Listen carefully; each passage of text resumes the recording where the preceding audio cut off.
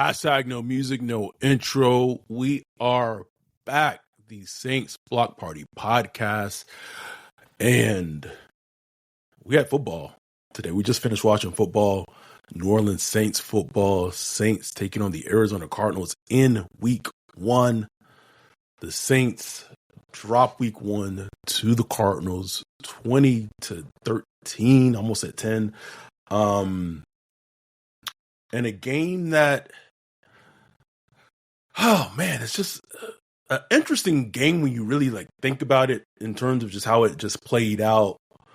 A lot of ways in terms of how we can take this game. But I don't know where you want to start with this, but start at the beginning, man. Just match I mean, up. I want to give credit. Listen, he has been recently has been a punching bag on this podcast. Cam Jordan played a hell of a game. I like that you pointed that out. I'm glad you bringing that up, bro. Because I mean, we all been like, come on, bro. Like, time to hang it up, old guy. You know what I'm saying? Time to just get on up out of here. But for him to come, he had 1.5 with 2 sacks or whatever. He had 1.5 sacks. He had a batted ball that almost led to an interception by Julian Blackmon. Couple run stuffs. And he was fired up, bro. Like, whole game, fired up.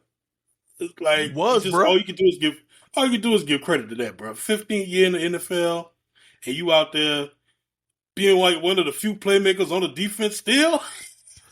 Listen, I didn't say this. This was said in our Zoom. I'm not going to say who said it. Someone said infidelity works. I didn't say this. I did not say this. Just saying.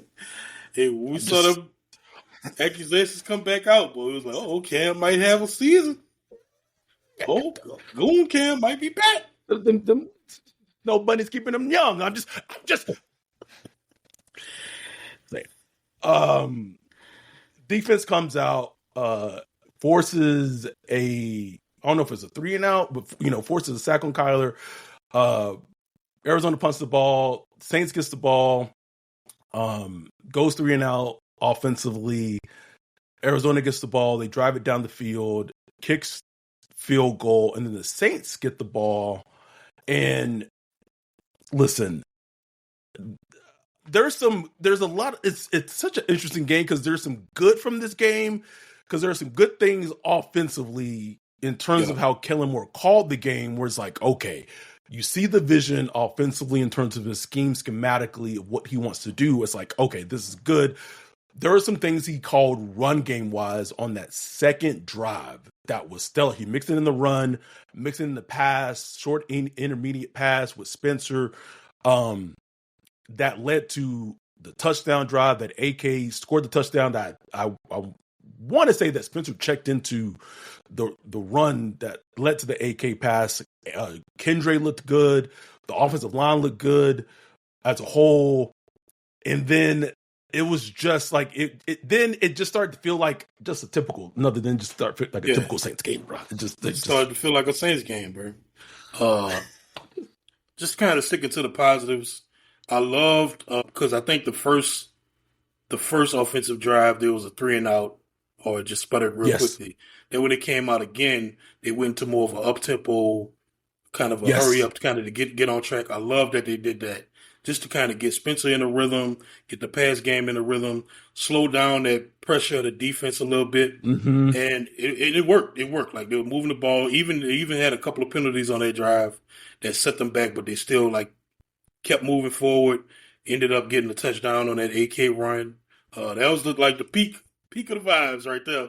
Vibes was peak. And that was, you said the word penalties. That was the theme of the game, bro. It was like a sloppy ass, bro. Sloppy team. Oh my God. Bro. I mean, both teams, but really the Saints. Look, the Saints had, let me see, what's that?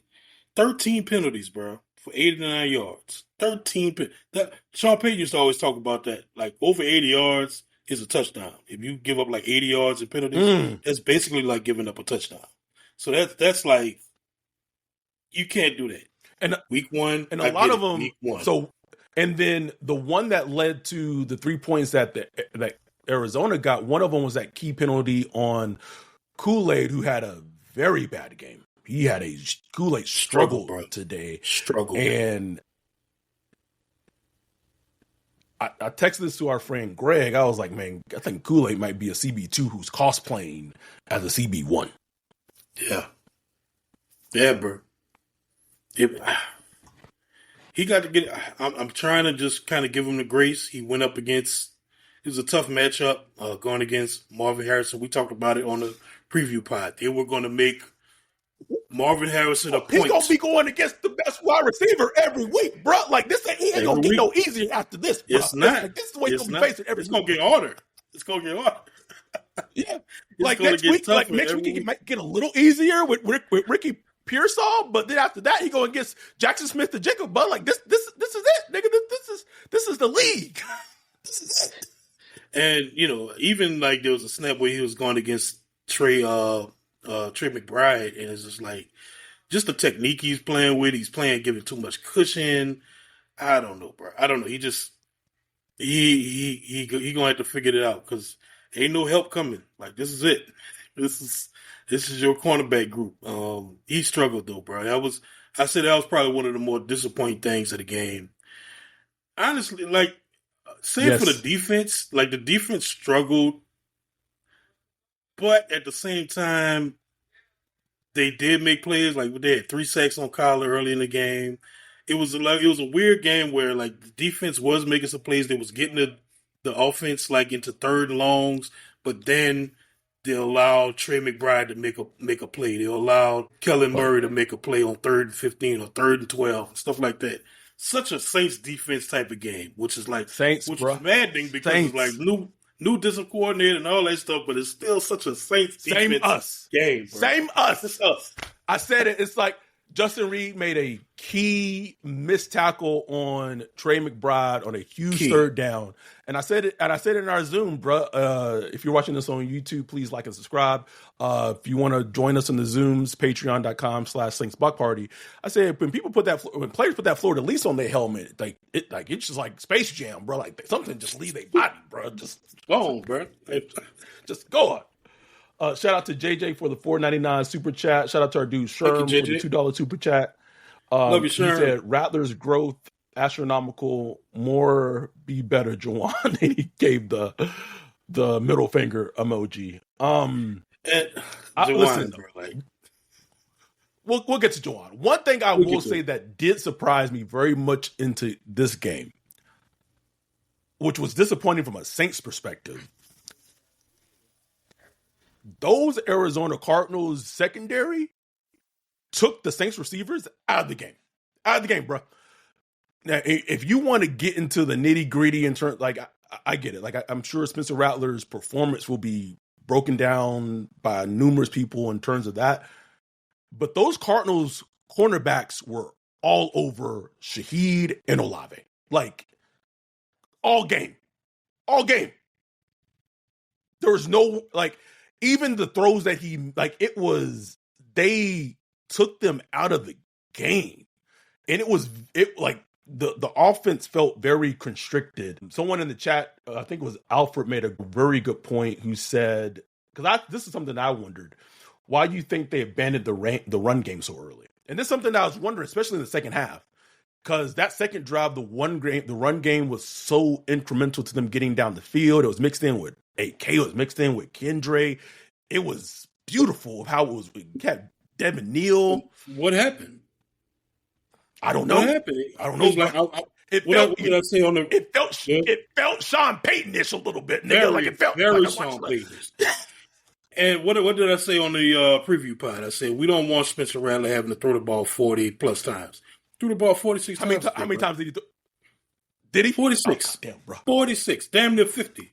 And look, I get it. Some of it was situational because you're getting into a late game situation where you got to pass and hurry up, stuff like that. I get it. But still, it was like we were running the ball pretty well. excuse everybody for the noise in the background. I'm not at my house, my normal location, so just apologies. Wolf in New Orleans, he at home. We're going to get it in, though. We're going to get it in regardless. Anyway. Always. That was just something that run pass mix that they were doing early. I thought that was it was beautiful, bro. I thought it was working. It was. Kendra was looking good. Like, it was like phenomenal. Why are we going away from this? And in the passing game, it's like there weren't any layups. Like, everything felt hard and trying to like squeeze it in. You know what I'm saying? Like, everything just felt like it had to be pinpoint accurate. There were no big plays. There were nobody's running free or nothing like that. So that just kind of made it frustrating, where you just kind of scratching and clawing for points. And then you add on the penalties, where every penalty just seemed to be like just demoralizing for the offense, which is pretty familiar feeling if you've been following the Saints long enough. And the chat keeps asking, did Kellen Moore lose confidence with the O-line blocking? Like, that's the thing, is like, it's the O-line blocking it's harder to pass block than it is to run block, in theory. Like, in theory. So I don't. Right. You would think if you lose faith in the offensive line, you would run the ball more. You know what I'm saying? So that's the part I ain't get. We got to talk about the timeouts. We got to talk about that, because I might not sleep well tonight because of it, bro. Because that's really bothering me, man. And I didn't get a chance to watch the presser, so. Yeah, we haven't watched the presser. We just be immediately doing the recap. And I'm not here to Monday morning quarterback it and say if he had used the timeouts, even if they had scored the touchdown. Like, maybe they go down the field and they kick a field goal. Also, Blake Grupe missed an important field goal, and maybe instead of them trying to tie the game in the fourth quarter, maybe like that throw that they're trying to win this was the most quintessential Saints game you will ever see, bro. Like, the most, like, to the T. If you like the drive that Rattler and the whole offense had in that third quarter,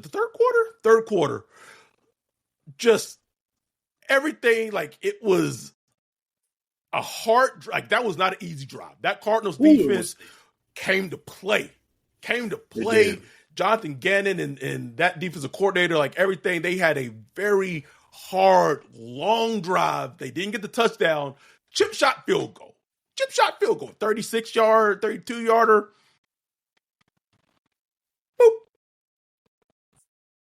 Boop. Shout out to our dude TJ in the chat who brought up the point that because they keep messing up the operation and having so many different punters as the holder, that maybe, just maybe, it throws shit off. It's a great point by TJ, because it's a great point, because that literally happens. I know people just kind of think, oh, holder, smolder, who cares? It's important. I've seen it. I followed the Saints enough, and I follow football enough to know that stuff actually matters at the end of the day. And I'm not saying that's what the cause, but it's just something to just kind of keep an eye on going forward. But Blake Grupe, who had a real consistent camp, was pretty good last year, so it's like just something to keep an eye on. Timeout. Sorry. The timeouts. You want to talk about the timeouts? At the end of the first half, the Cardinals had the ball. So just people who I'm sure if you're listening to this, you probably know. Cardinals had the ball. They're driving. They were in the red zone. It was probably at this point like a minute, 11 seconds left, and the Saints had 3 timeouts. And you had our guy who's been on this podcast who called the game, Ross Tucker, is like incensed. Why Kellen Moore is not calling timeouts to preserve time. Even if the Cardinals score 3 points, 6 points, and get the extra point, that then you preserve time for your offense to then potentially go and maybe get a field goal on your own, a touchdown on your own. And then there's this like narrative, and I don't really stay on Twitter a lot during games. I really just kind of stay in our own little, our Zoom or whatever. But then like I did see like this little narrative that like Kellen Moore didn't trust his quarterback. Like, you think he doesn't want to win? Like he Like it doesn't make sense. That just doesn't make. I've seen it to like some people I respect whose opinion I respect said. I'm like that just doesn't add up because one, he's the starting quarterback. The hand chose the starting quarterback, and that's just like he's run hurry up literally in this game. He's run hurry up situation. So it's not like, oh, I don't trust him to run And done hurry well up. with it. And done well with it. Like we even last year against Washington, we've seen him. So it just didn't add up. Like that's not making sense. Okay, if it's not that, what was the reason? Now they asked Kellen coming off the field in halftime, and he just made no sense. He was just like, yeah, they kind of read the clock out. We were trying to save the timeouts. It's like, what? You can't carry them with you, bro. Like once the time is up, those 3 timeouts are gone. So you may as well use them. I don't know, bro. I don't. But that was one of the things. Was like, okay, maybe it was just a rookie head coaching move, but somebody just that seems so well thought, that so intentional is the word they use a lot. And somebody I've been on the Kellen more. Like I've been rooting for him. I've been like, you're our guy. We're rooting for you. That was like, oh man, that was some DA shit right there, bro. Matter of fact, DA ain't even done nothing like that before. And like I think the point is, you have so many people on the staff who have been head coaches. Brandon Staley's been a head, and it's like I don't know how that happens. Scott Linehan. It's like I don't know how. And that then happens. there was like after. There was like you saw like Kellen Moore talking to somebody, and it looked like they was looking at the scoreboard, like they was just confused. I would like to see Kellen Moore just kind of be like honest, like what happened there. I would just like to know if it was a mistake. Like okay, just own up to it. Like man, look, I was into the game, I lost track. It was a stupid move, won't happen again. Blah blah blah blah blah. Looks bad still, but just learn from it. But it was very confusing. But it was just very confusing because like as the head coach. This is the one thing, like, you really, really, really impact the game is your clock management. Like, that's where you literally impact the game. So I really would like more clarification on, like, what happened right there. Other than that, though, obviously the penalties. It's week 1. A lot of teams have penalties. A lot of teams going through stuff early in the game, early in the season. So I'm going to give them a little grace. But starting out with 13 penalties is not a good look as far as just preparation, getting your team prepared and all that. It's not a look good. Look, this is the refs were not saying the refs has horrible calls in this game. Horrible calls, horrible missed calls on the Cardinals, horrible calls on the Saints. So we'll see. But, it's just something, to just put on a little checkbox to kind of keep an eye on. You know what I'm saying? Did the same for DA. When DA started, and he started out with a lot of penalties, we were on his ass too. Own it, and it's because it's a reflection, right? Like that's a reflection on like coaching and having the team prepared. And the thing with the penalties is that there were so many. It was a lot of them were offensive, like illegal procedure, illegal formation, guys lined up over the line, and stuff like that. Yeah, it wasn't a smooth operation. I wanted to get your thoughts, and then we'll hear from our sponsor, from our dude, Precious Works Bajan's LLC. Your thoughts overall, because it's going to be talked about ad nauseum, but just from Spencer Rattler's performance, his first start, year 2 against the Cardinals, because I know it's just something that's going to be talked about overall in terms of like how he played. Some people are going to say he played like trash. Some people say he didn't play well. I just want to get your thoughts, but overall, what you saw from how he played. I thought he was poised, bro. Like overall, I thought he just played poised. I thought he was in control. I thought he showed like a good like field general look to him. I thought he was accurate for the most part.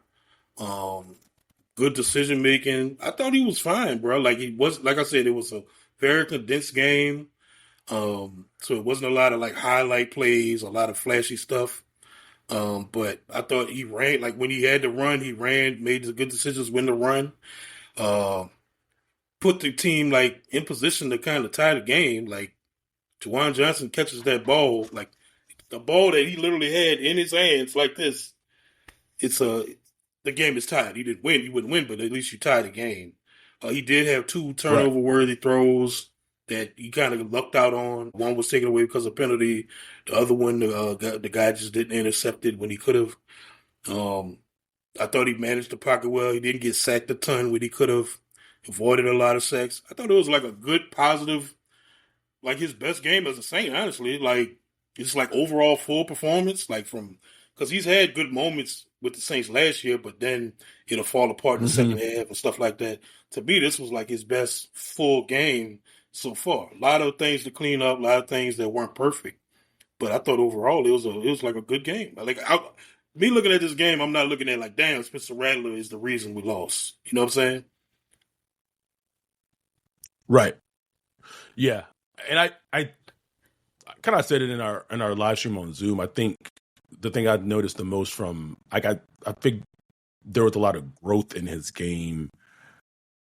If you watch his games from last season to today, just overall, like if you just saw how he played last year to today, I think there's just been a lot of overall growth in his game. Not saying he's going to be a franchise quarterback, but there's definitely, he showed growth today overall.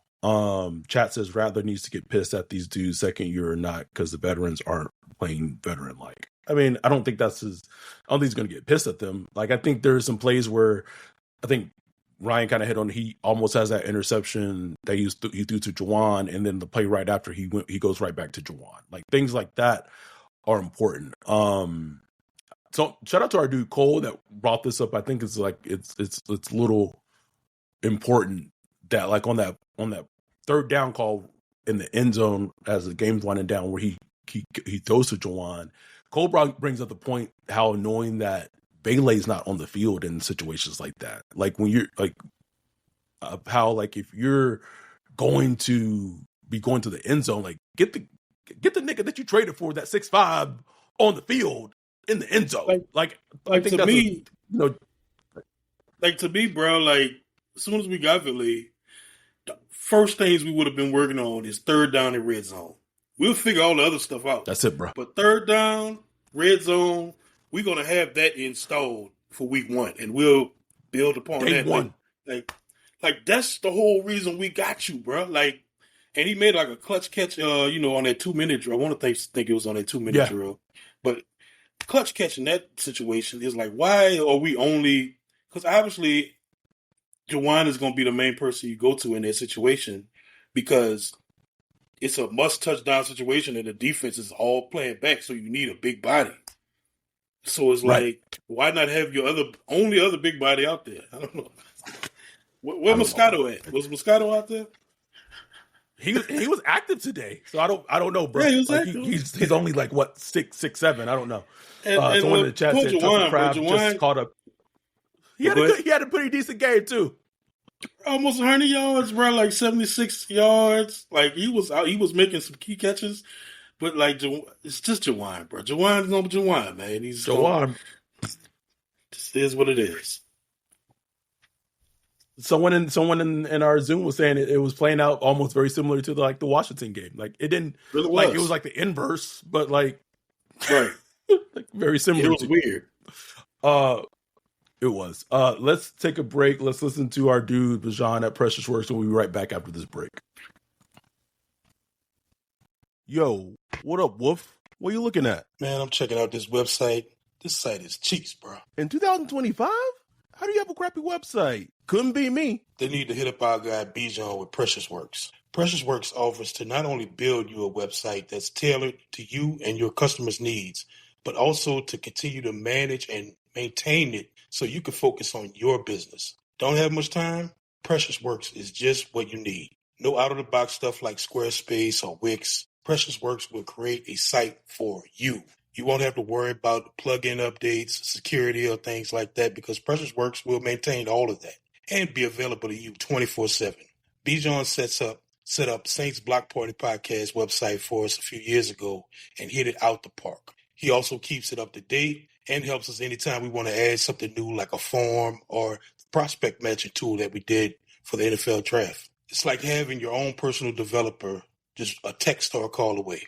Precious Works has worked with everyone from small businesses to large firms, so no job is too big or too small. If you're in need of a website or you currently have one, but you want to upgrade it, give Bijan a holler at Precious Works. You can get with him at Bijan at Precious Works, BIJON at precious.works, or go to precious.works for his website. Make sure to tell him Saints Block Party sent you. We are back. What else from this game did you take away from? It was good to see Chris Olave back. He made some big time key catches. Can we talk about the fucking? Well, yeah, about the fucking pass that got ruled an incomplete pass on the 2-minute drive. What was that? Like I need, like Killer Mo got to write a stern email after that or something, bro. Like what? Nigga. Like, because that play, if that's ruled a complete pass, that saves more time on the clock in the grand scheme of things, bro. Like, it's a. I have no idea, bro. This is why I'm glad. Like, and people they said he didn't control the ball. He had a slight bobble, but he caught the fucking ball, bro. Like, please, like, what are we doing? Million times. Like, what are we doing? I've seen that a million times. As long as it don't hit the ground, like, bro. I don't know, bro. I don't know. I don't know.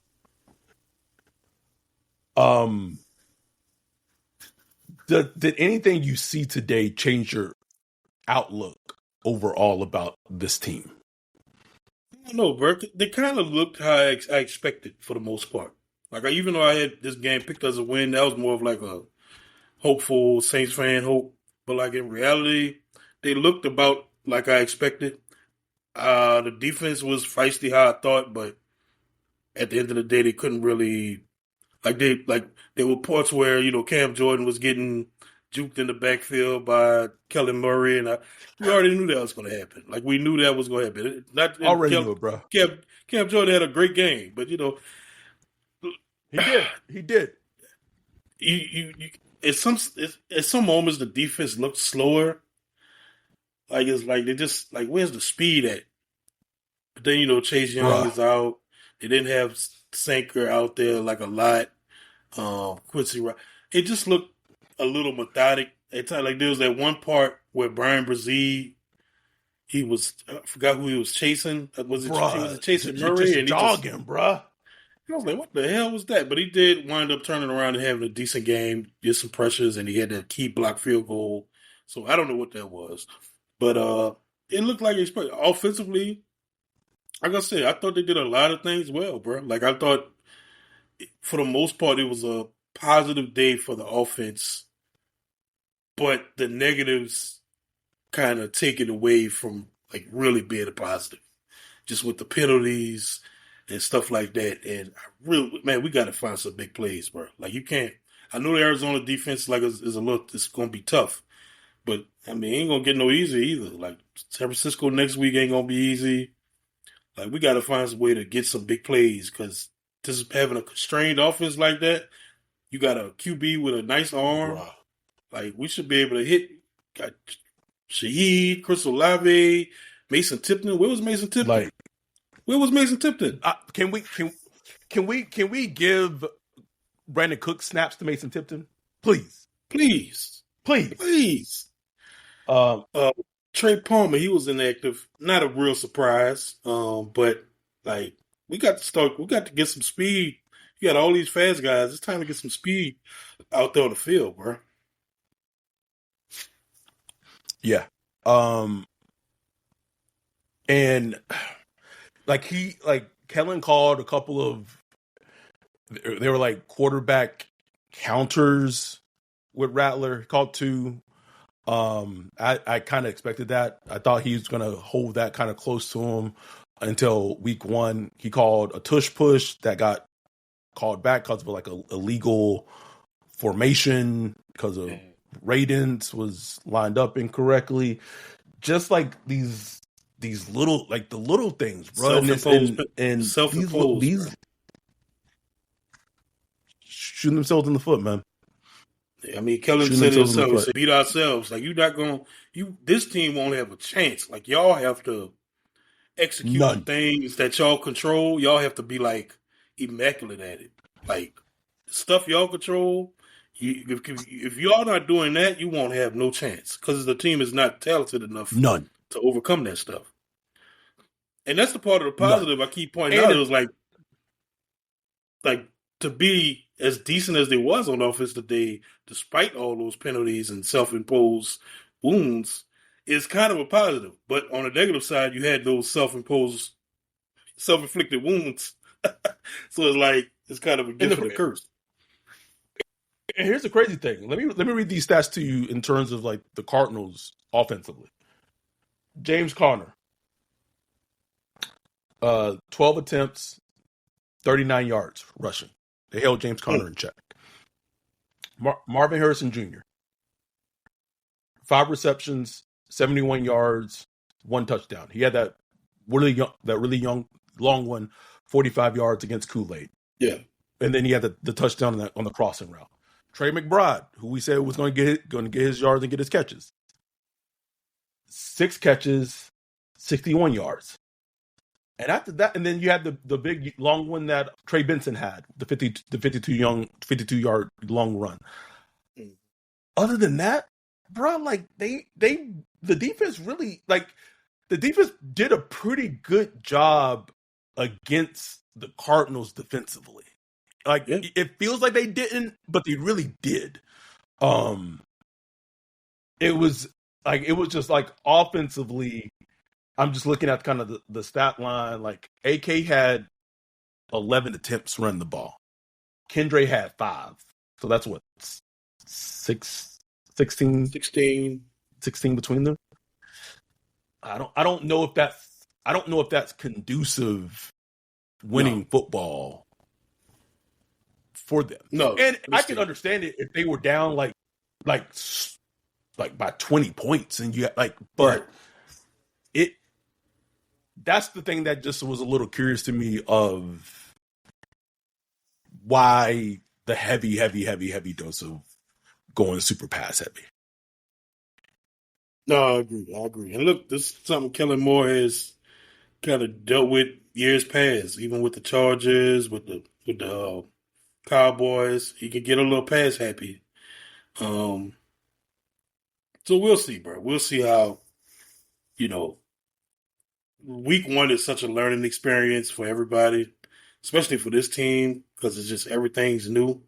So everybody's learning about each other and what to expect. So it's going to be interesting to see what they learn from this game. But there were positives to take away. I just hope, Saints fans just try not to get in the doom and gloom. It's like there were positives to take away. We got to see how it play out going forward. But I do think there were some things to build on. Didn't see Kelvin Banks. I didn't really pay attention to Kelvin Banks, honestly. And I think that's a good thing. Fuaga ended up leaving with an injury. That's worrisome. Yep. Trying to think.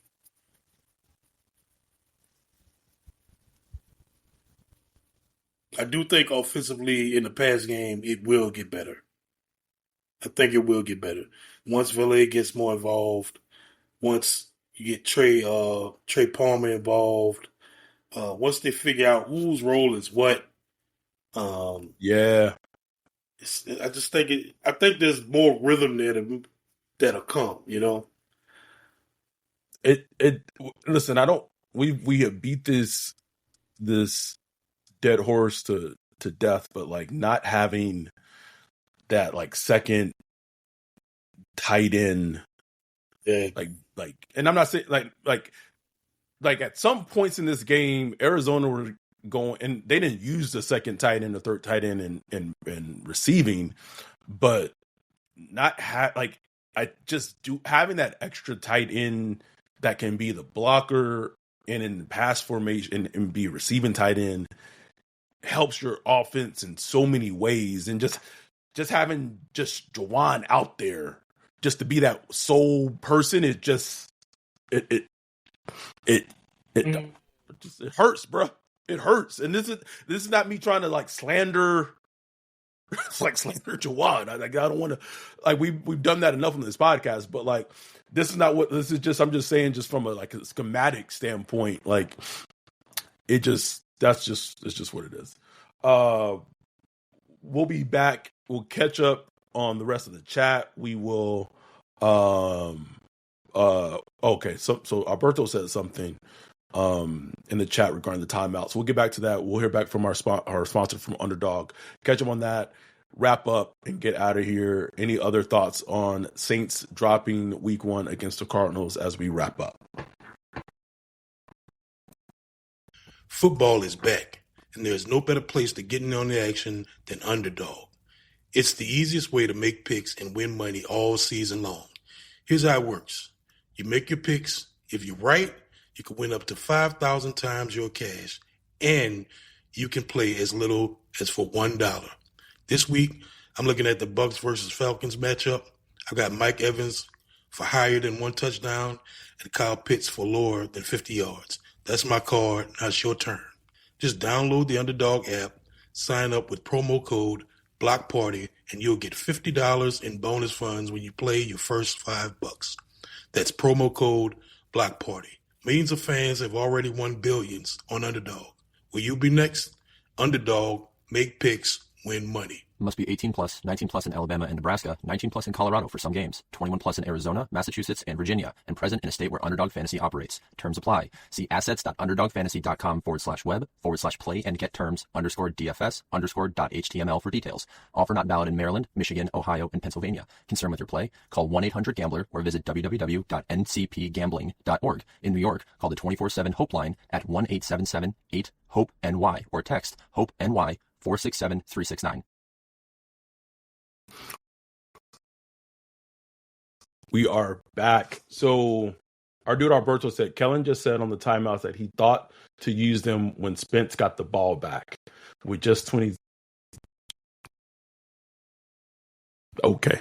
I don't. Is Kellen not understanding what we asking here, bro? Like you can't use the timeout slow. You can't be. Like Dr. says, is Kellen a dummy? No, man, it can't be. I don't want to believe it. One and there was another like that. I'm glad Olave is okay because that I also didn't love that play call design that he drew up for Chris Olave on that screen, bro. Like he got banged up, bro. Bang.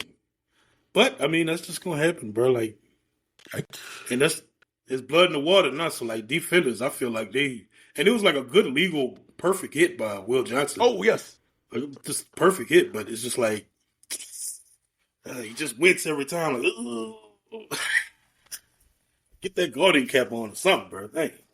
Please, the guy was like, "Why is this nigga not wearing a guardian cap on his head? Like, what's going on, bro?" They don't wear it, bro.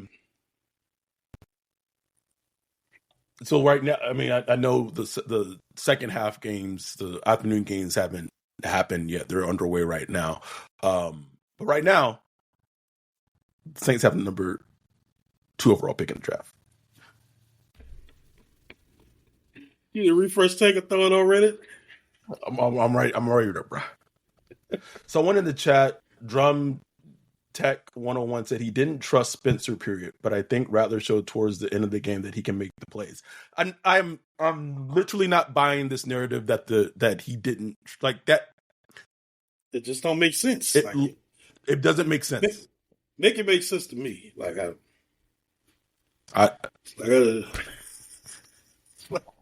like they run it like a hurry up throughout the game. They run it at the end of the game. So the explanation Kellen Moore is giving y'all don't make sense. So I just think he slipped up, bro. Like he just I think he just had like a brain fart where he just wasn't even thinking about the timeouts. You know, he was like, "Oh shit, we do have 3 timeouts."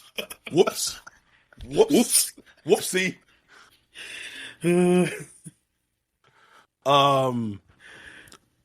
I'll ask you this, and obviously we have the 49ers preview pod to discuss it, but does this give you, after today's game, does it give you more confidence going into next week against the Niners? Man, I know they're not like at full strength, but I've seen Shanahan like just terrorize enough defenses, bro. Where I'm like, it's gonna be a tough out. It's gonna be a tough out. But I will say, I do think this team is gonna be in more games than people think, bro. Like I think this. Yes. It's a scrappy little team, bro. It's a scrappy little team. The quarterback scrappy. Like, the defense scrappy enough. I think they're going to be in these games. They're going to be in the 49ers game. This is kind of what you want it to look like. We know this team is going to be bad. But like we talked about with the, Detroit Lions a couple years ago, when what's the head coach name? Dan Campbell. Dan Campbell had just got there. I think they won 4 games that year, 4 or 5 games. But you could see, like, okay, this team is scrappy. They're building something. They just need some more talent. Ultimately, that's what you kind of hope to see with this team. They're not getting blown out every week. They're not getting stumped. Right. You want to see young talent that you could build on, offensive line, running game. You want to see that the head coach is making good decisions. Got to put a pin in that for now. But let's just hope to see, going forward. And I think we're going to see that. So the over-under for this game, the line, I should say, 6.5. Over-under, what, 6.5. If Groupie hits that kick,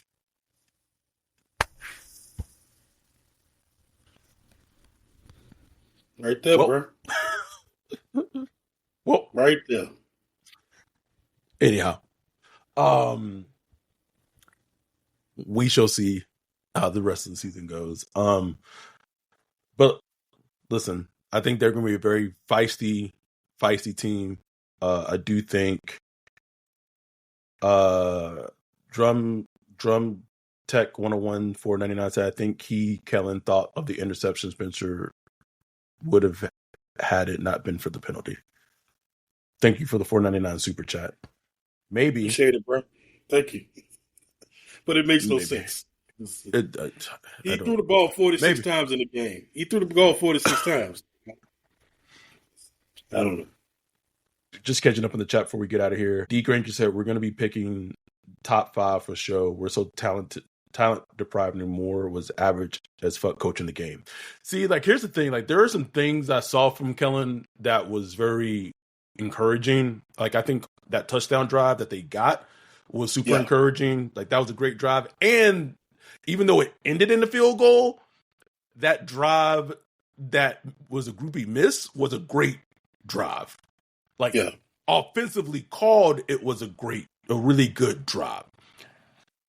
They just got to get in the lab and fix the other shit. Like, they got to fix like the self-inflicted wounds. And I don't know if this is a schematic thing of Jonathan Gannon. There's an article that like came out before the game, or that like Kellen had his number. Maybe he just knew, potentially like what was coming. Like, all I know was that this Arizona secondary locked up the Saints wide receivers, which is a testament to like the all 22. Yeah, I can't wait to watch the all 22 just to get a good view of what happened, because watching on TV, you're just like, oh, like, why did? Yeah. Because even almost every shot, and maybe the all 22 is going to reveal something else, but like those cornerbacks were in the receiver's hip pocket, bro. Like, it was, and that says something, because usually Chris Olave and Shaheed can get open against most NFL cornerbacks. Like, they were not getting open. They were not. Even when they caught the ball, it was like, boom, right there. Boom.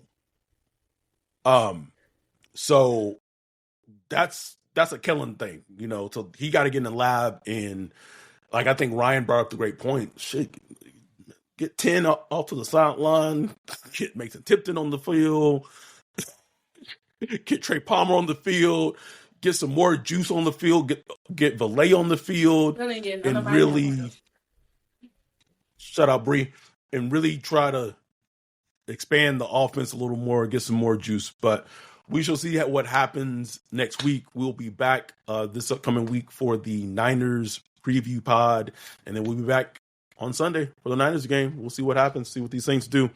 We appreciate y'all. We love y'all. We will be back this upcoming week. With that, we are out. Peace.